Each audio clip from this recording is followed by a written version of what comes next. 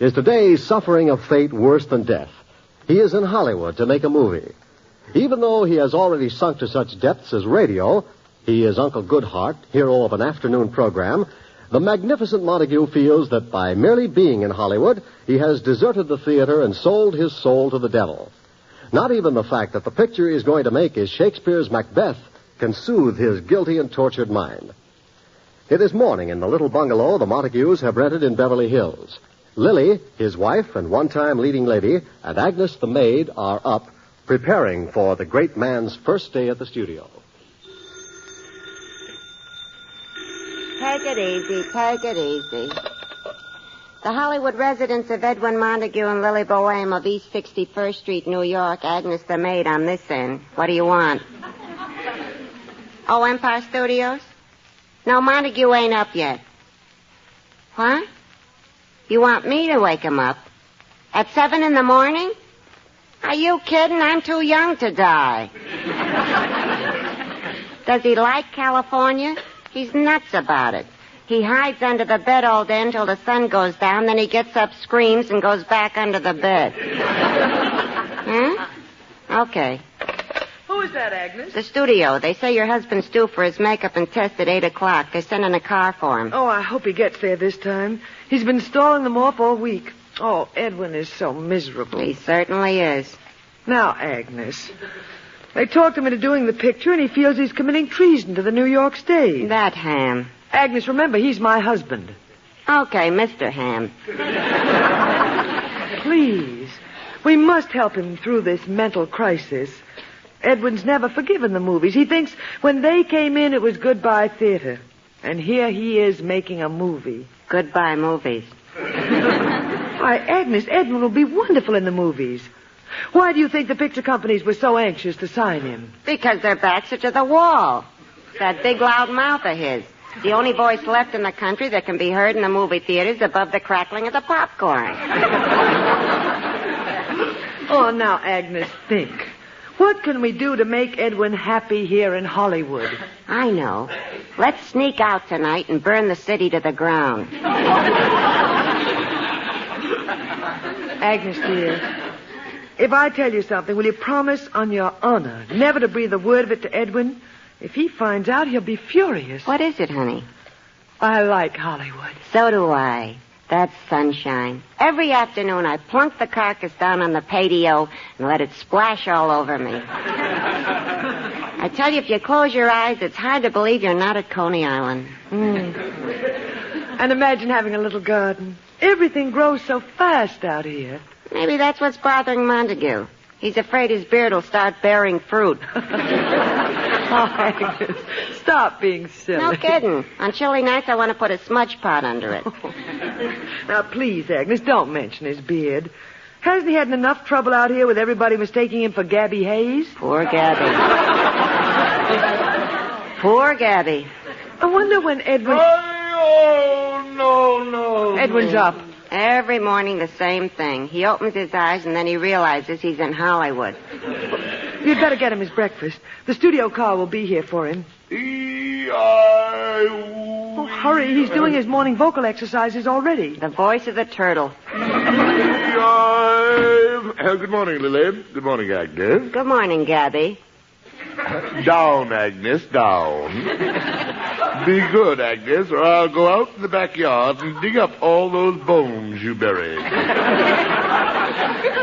Edwin, isn't it a lovely morning? The sun is shining, the birds are singing. My nerves are screaming.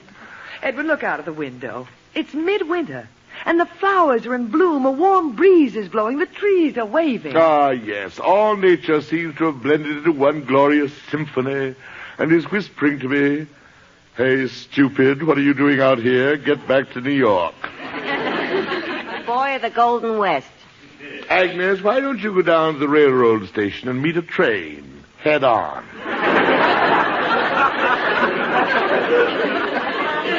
Edwin, be fair about California. See how beautiful Hollywood looks, nestling at the foot of those purple mountains. All for a camera. Oh, for an avalanche. Now, Edwin, be reasonable.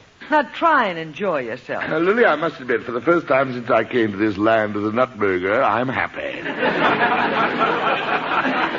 You are? Yes, I reached a decision. Lily, I'm not going to make that movie. We're going back to New York. Edwin. We can't go back yet. I'm only tanned on one side. Agnes, my dear, I would consider it a personal pleasure to be allowed to tan your other side.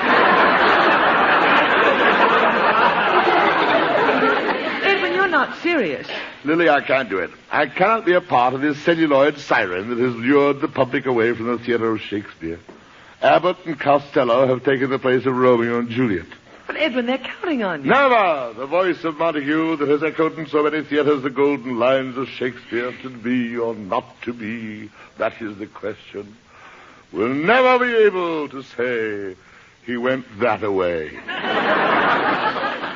But, Edwin, they're doing Shakespeare's Macbeth. Edwin Montague in Macbeth with free dishes? No. Edwin, for a man who's Uncle Goodhart on the radio 5 times a week. At least nobody knows it's me. Well, the studio is giving you a new name. I know. Raoul Randolph. Oh, no. I won't make that picture. I want to get back to New York with clean hands. I want once again to stand shoulder to shoulder with my fellow actors of the theater who haven't deserted the stage for Hollywood gold. I want to join their ranks again. And the unemployment insurance office. All right, Agnes. Back into your bottle of alcohol.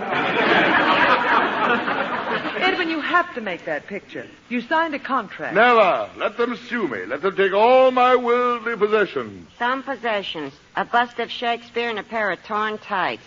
Agnes, I've always meant to ask you, who do you go to have your head shrunk? Oh, now, Edwin, be sensible. They're going to make you a big star. Edwin Montague in Hollywood. This is the end of Bela Lugosi. Agnes, please keep your mouth closed. They have enough canyons out here.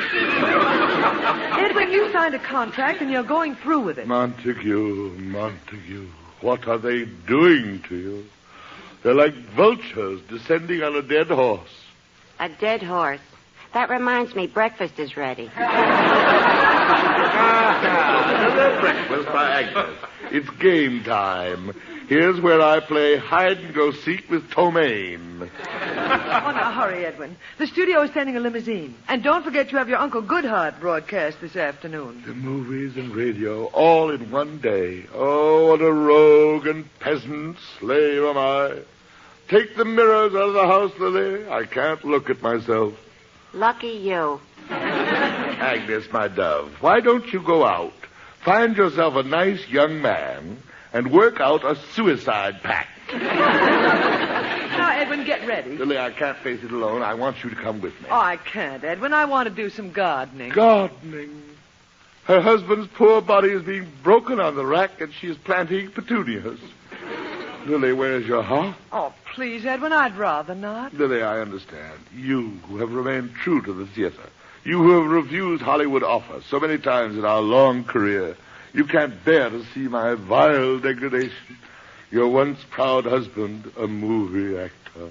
Edwin? Lily, please come with me. All right, Edwin. I will. Take my autograph book. You might run into Luis Fazenda. Oh, there's the car from the studio. The tumbril is here to take me to the guillotine. Come, Edwin. Goodbye, Agnes. So long, honey. Goodbye, Agnes. Goodbye, Raoul.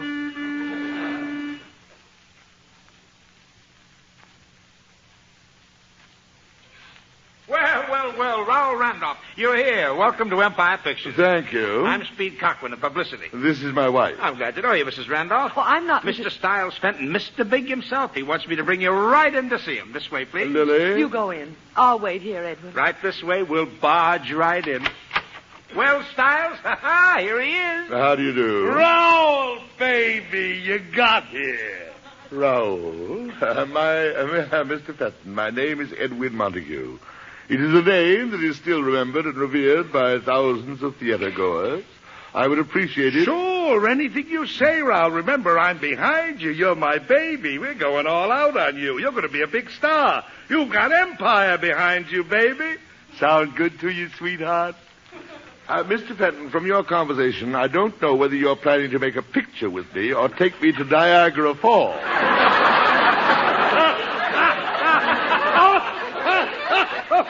Oh, did you get that, Speed? Niagara Falls? Phone it in to Hedda Hopper. Now, look, Raoul, baby, I want you and Steve to get together on the publicity build-up. Ever have your name in the papers? For the last 25 years, my name has been a byword in the drama sections of the New York press. Oh, local stuff, huh? Speed here is going to make the name of Raoul Randolph a household word. We'll make him forget does. Take over, Speed. Well, we got to get an angle, see? An angle. Of course, you are a little older than we thought. I've aged considerably since entering this room. I got it.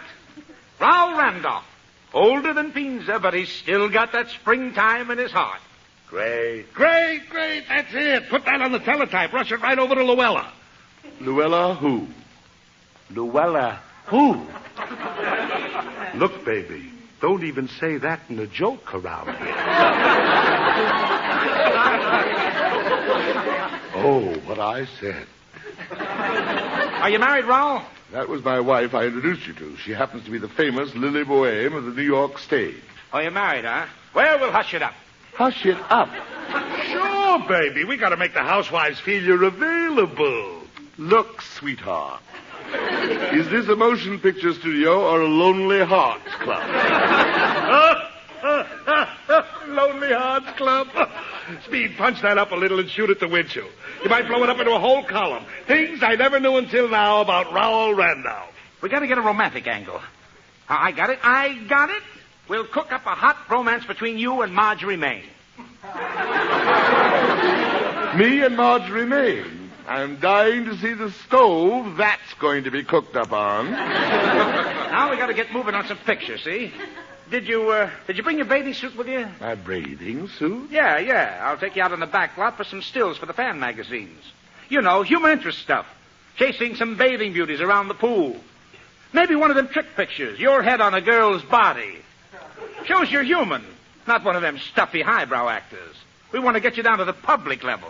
Down? I'm practically dragging. My dear Speed, if any picture of me in a bathing suit or my head on a girl's body appears in the daily paper, I assure you the next edition of that paper will feature a picture of your head on a spike over the main gate of Empire Studios, and it won't be strict photography. Oh, now, wait a minute, sweetheart. You listen to me, baby. I came out here to appear in Shakespeare's immortal Macbeth. I only considered to do it in order to protect Macbeth from being played by Red Skelton. The picture will have all the dignity and beauty it deserves. Raoul, what do you think we are, barbarians? This is a prestige picture for us. Why, I've had writers on that script for 6 months, punching up the lines, polishing the dialogue. Polishing Shakespeare's dialogue. Punching up the line. Oh, Shakespeare, in your immortal grave, I can hear you spinning now. Raoul, you're unhappy, sweetheart. Look, you're the boss. Just tell us what you want. You're my baby. Now, are you happy? Yes, Daddy. Isn't he a doll? Well, come on, let's get going with the test. Test? Yeah, we got to get you in front of a camera, see what kind of makeup to use, how you look. We got to find out. You know, from certain angles, you could look 20 years younger. I can? Sure, who knows? With a little luck, we might have another George Raft on our hands. George Raft, my boyhood idol. Come on, let's get going. This test is going to be great. You'll be wonderful in it. Of course, I'm a little unfamiliar with the technique. Oh, you'll be in great hands. We have Mr. Maynard Fitch, best dramatic teacher in Hollywood. Dramatic teacher? Yeah, this way. Maynard's waiting on the soundstage. Through here. Dramatic teacher. Mr. Fenton, I'm sorry, a baby. I hope you're acquainted with the fact that I've spent 25 years as the country's leading Shakespearean actor. Just leave everything to Maynard. Through this door. Okay, Mr. Fitch. We can go ahead. He's here. Hello, Mr. Fenton. And this is Ray Randolph? The name is Raoul. Okay, sweetheart. Get rolling on that screen test. I want to see this by this afternoon. Yes. Well, now, any acting experience, Mr. Randolph? A little. I understand. The lead in your high school play, PTA minstrel shows, that sort of thing. That sort of thing. Well, I'll be frank with you, Mr. Randolph. This thing they're putting you in... Macbeth. Macbeth, of course. Yes, indeed, that's right. It's by Shakespeare. Very difficult, and I won't be able to do a thing for you unless I have your absolute attention and you... Mr. Fitch. Please don't interrupt. We have so much spade work to do. Mr. Fitch, I'm sorry. I don't want to lead you on. But obviously they haven't told you. I am Edwin Montague. Who? Edwin, or as certain critics insisted on labeling me, the Magnificent Montague. Yes, well, that's all very interesting, Mr. Randolph, but we have much too much to get done before I can possibly release you as an actor.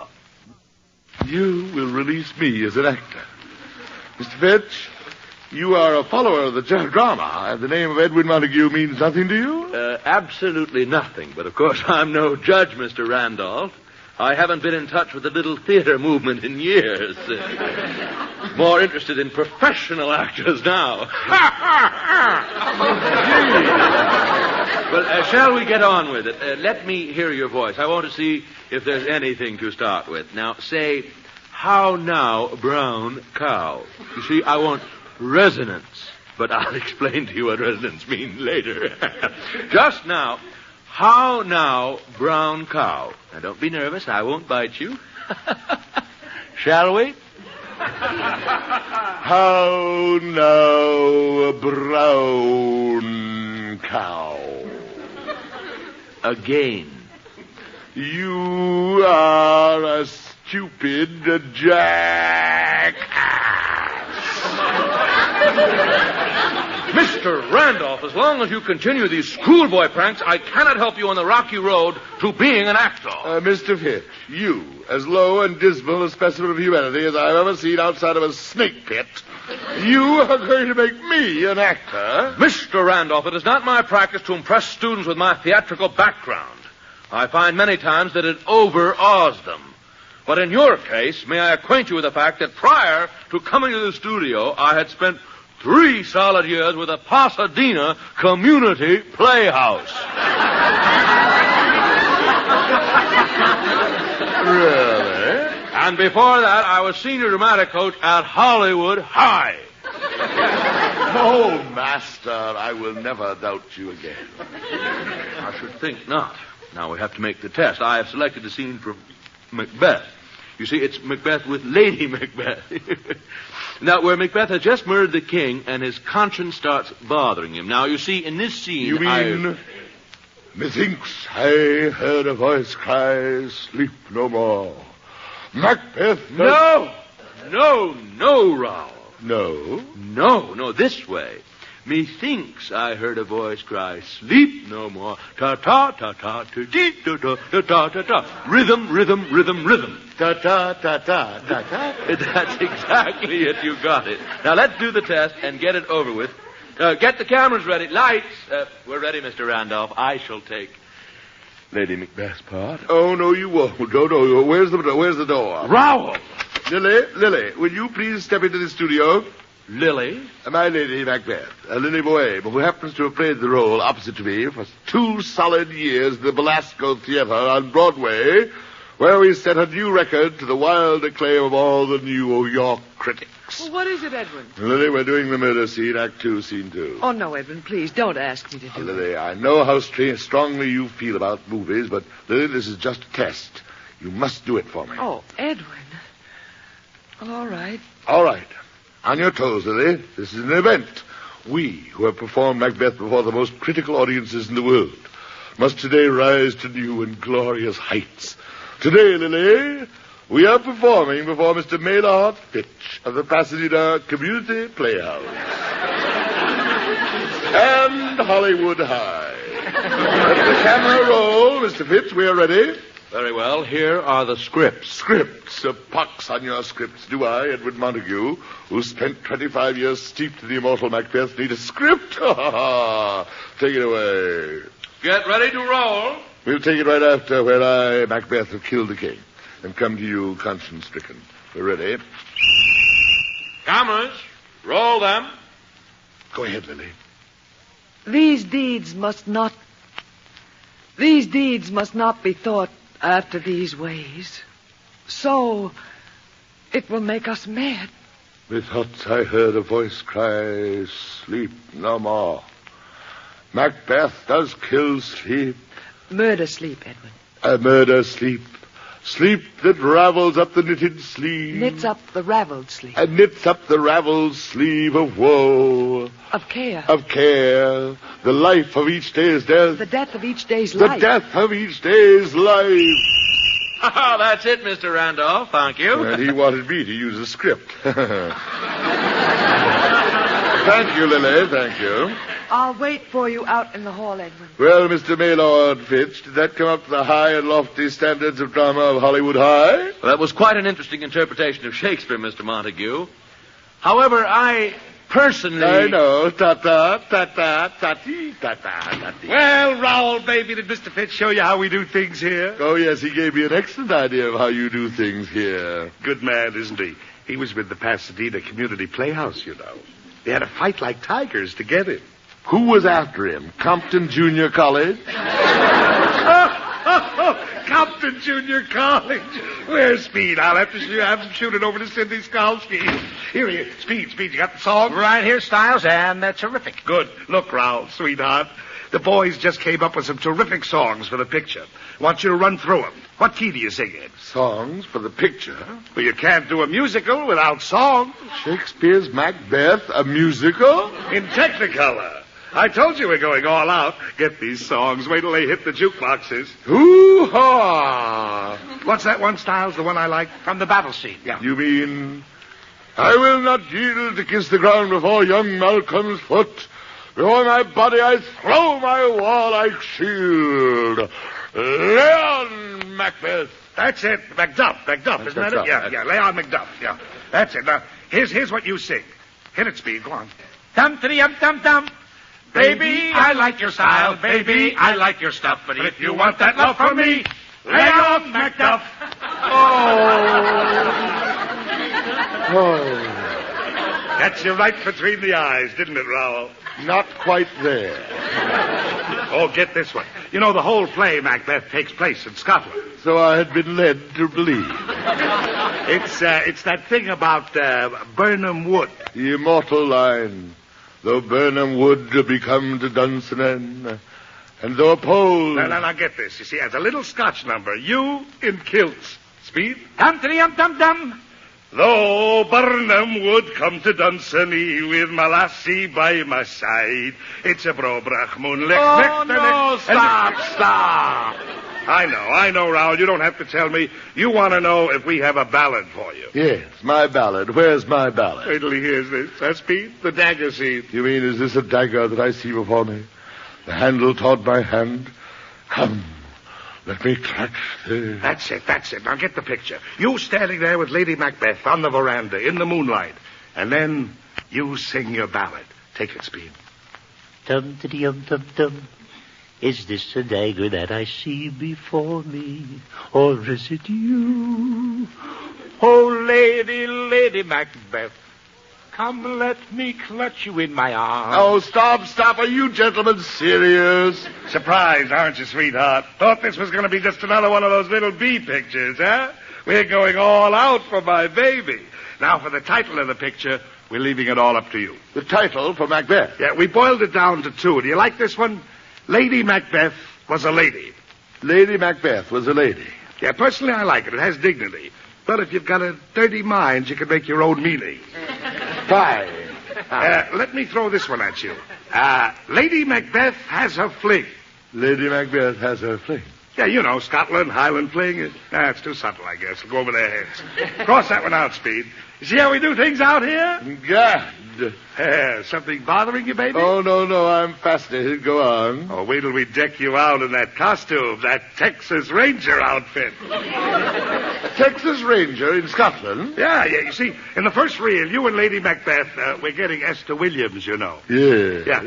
Now, the both of you come over to America, fleeing from persecution by the Tsar. Yeah. Now, you go west to the covered wagon. A couple of Indian fights, never misses in Technicolor. You hit Dodge City, and you stake out a ranch. Yeah. Then along comes Macduff. Yeah? A cattle rustler. Yeah. You and Lady Macbeth are trapped by him in the middle of the desert. And then comes the climax. Lady Macbeth swims for help. Yeah, in the desert. Well, how else are you going to get Esther Williams in a bathing suit? Get with it, sweetheart. Get with it. Well, that's what we're planning to do, baby. Speed? Yeah, that's it. Good. Now, may I acquaint you with my plan? Shoot. That, sir, is just what I'm intending to do. I shall get into my Texas Ranger outfit, pull out my trusty six-shooter, and shoot you both squarely between the eyes. At my own expense, I will order a tombstone for both of you, and will simply say, "Here lie sweetheart and baby." Now, wait, Raoul. Don't Raoul me. Macbeth in Technicolor. Songs. It'll be beautiful. Beautiful, my dear friends. My apartment in New York overlooks the East River. Every afternoon, a garbage scow passes my window. I assure you, that garbage scow will look like Cleopatra's barge compared to this picture you are planning. Randolph, this picture will make you. It has already made me sick, ill. Now, do you think by any stretch of your imagination that I, Edwin Montague, will be a part of this technically turkey you're planning to foist on the already punch-drunk movie public? But, Raoul... Oh, quiet. I refuse to be a party to this Hollywood horse opera you are going to put out as Macbeth. All right, we can change it to a prison picture. Hey, Speed, shoot that to Luella. Speed, here's another piece of Hollywood chit-chat for Luella. Raoul Randolph, alias Edwin Montague, is not going to make what picture for what studio unless it is done exactly as Shakespeare wrote it. As Shakespeare wrote it? I've never heard of such a thing. Listen to reason, sweetheart. As Shakespeare wrote it. Oh, no, we'll be the laughingstock of Hollywood. It'll lose $1 million. You have a contract. As Shakespeare said, so what? Are those your last words? Exactly. You asked for it, Raoul. Raoul Randolph, by the power vested in me by Empire Studios, you are hereby suspended. No, Stiles. No, you can't do that to a human being. I'm suspended by Empire Studios. It's a living death. You know what this means? You cannot work for another studio until we lift the suspension. You mean I can't even hand Dr. Kildare a scalpel? No. They can't even use my voice in a cartoon? No. I can't even tune Gene Autry's guitar? No. In other words, you will see to it that I can never work in Hollywood again? Exactly. Gentlemen, you have made me the happiest man in the world.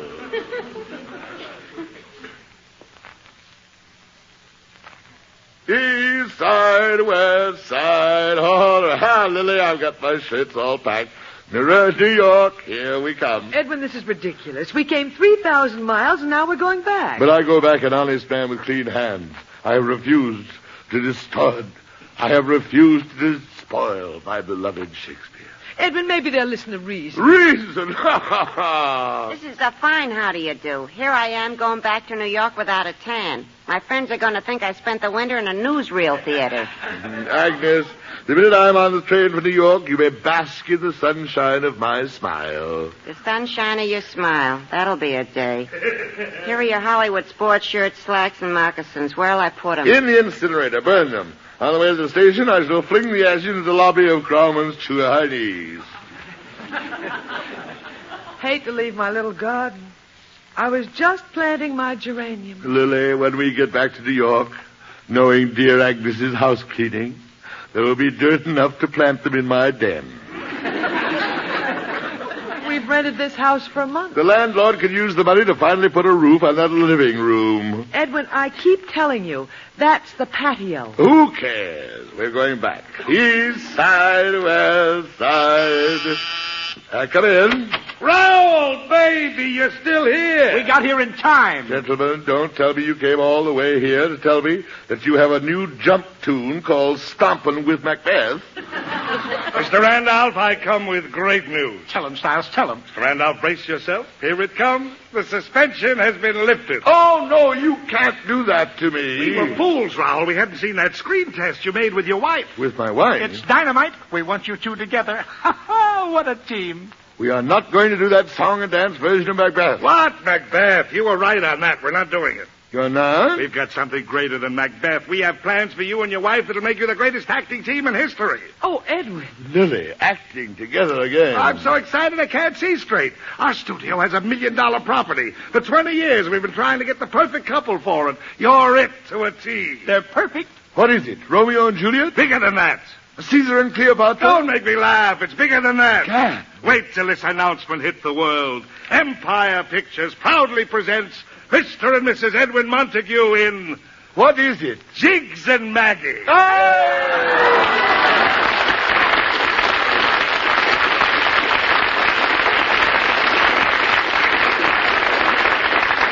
Join us again next Friday night at this same time for another visit with the Magnificent Montague, starring Monty Woolley. Created and directed by Nat Hiken, written by Nat Hiken and Billy Friedberg. Anne Seymour was Lily, Pert Kelton was Agnes. Included in tonight's cast were Alan Reed as Styles Fenton, Wally Mayer as Speed, and Jim Backus as Maylard Fitch. This is Eddie King saying stay tuned for Duffy's Tavern, which follows immediately.